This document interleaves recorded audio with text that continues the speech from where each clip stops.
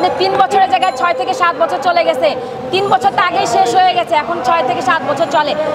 Degree প্রথম বর্ষ দ্বিতীয় বর্ষ সমন্বয় করে আমাদের দ্রুততম 24 সালের মধ্যে ফলাফল দিয়ে সার্টিফিকেট প্রদান করবেন। উনি যদি জাতীয় বিশ্ববিদ্যালয়ের একজন অভিভাবক হয়ে যদি আমাদের দাবিটা ব্যর্থ করে, তাহলে ওনার মতো ভিসি আমরা কি করব? জাতীয় বিশ্ববিদ্যালয়ের অভিভাবক, উনি সারা 64 জেলার অভিভাবক। উনি যদি এই কাজটি ব্যর্থ হয়, তাহলে ওনার মতো ভিসি আমাদের প্রয়োজন নেই। আমরা বলেছি আপনি পদত্যাগ করেন, প্রয়োজন হলে আমরা নতুন ভিসি স্যারকে নিয়ে আসবো।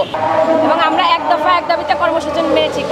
আগেও আপনারা দেখেছেন যে আমরা তাদের সাথে বৈঠকে বসেছিলাম, তারা অনেক ধরনের মিটিং করেছে, অনেক কথা বলেছেন, তারা আমাদের থেকে সময় চেয়েছিল, কিন্তু আমাদেরকে নিয়ে যে তাল বাহানা নাটকীয় শুরু করছে, এটার জন্য আমরা সাধারণ স্টুডেন্ট ক্ষয়ক্ষতির সম্মুখীন হচ্ছি। আমরা অটো পোস্ট না, অটো প্রমোশন চাচ্ছি। ডিগ্রি প্রথম বর্ষ দ্বিতীয় বর্ষ সমন্বয় করে আমাদেরকে দ্রুততম ফলাফল রেজাল্টের সার্টিফিকেট যেন দেয়। 2025 সালে আমরা জানুয়ারিতে যেন ভর্তি হতে পারি মাস্টার্সে। বাংলাদেশের শিক্ষার অবস্থানটা কোথায়, যেখানে 3 বছরের জায়গায় 6 থেকে 7 বছর চলে গেছে? তাহলে আমরা সাধারণ স্টুডেন্ট ক্ষয়ক্ষতির সম্মুখীন হচ্ছি। আমরা যে ক্ষয়ক্ষতির সম্মুখীনটা হচ্ছি, এটা তো সরকার বা রাষ্ট্র নিবে না। তাহলে আমরা সাধারণ স্টুডেন্ট, বাংলাদেশের 64 জেলায় 12 লাখ স্টুডেন্ট রয়েছে, তাদের ভবিষ্যৎটি কোথায়? আপনাদের কাছে প্রশ্ন, তাদের ভবিষ্যৎটা কোথায়? তাদের বয়স এখন দাঁড়ায় 26 থেকে 27 বছর। মাস্টার্সে অনার্সের সমমান্য হতে গেলে আমাদের মাস্টার্সে যে 2টি বছর রয়েছে, সেখানে আপনারা দেখেন পাস করতে 3 বছর লেগে যাবে। তাহলে বয়স দাঁড়ায় 30 বছর। তো 30 বছরে বাংলাদেশের স্টুডেন্ট কি করে খাবে? তাদের ভবিষ্যৎটা কোথায়? আমরা যে ঢাকা কেন্দ্রীয় সমন্বয়ক বা আমরা বিভাগীয় কেন্দ্রীয় সমন্বয়ক যারা ছিলাম, আমরা সবাই মিটিংয়ে কেন্দ্রীয় পর্যায়ে বসেছি।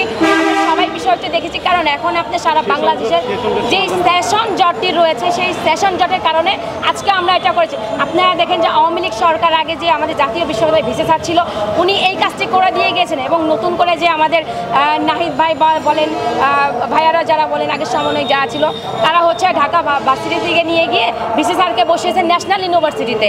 তো এখানে উনি যদি জাতীয় বিশ্ববিদ্যালয়ের একজন অভিভাবক হয়ে যদি আমাদের দাবিটা ব্যর্থ করে, তাহলে ওনার মতো ভিসি আমরা কি করব?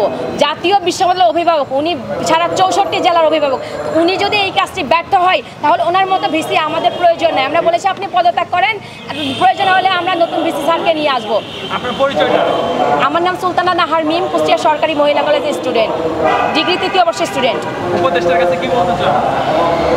শিক্ষা উপদেষ্টা স্যারের কাছে আমি বলতে চাই, স্যার আপনি যদি এই লাইভটি দেখেন বা ভিডিওটি দেখেন, সারা বাংলাদেশের 64 যে জেলার স্টুডেন্ট রয়েছে, তাদের মুখের উপর তাকিয়ে আপনি আমাদের যে ন্যায্য যৌক্তিক দাবিটি রয়েছে, এটি মেনে নিন। কারণ আমরা অনেক ধরনের ক্ষয়ক্ষতির সম্মুখীন হচ্ছি।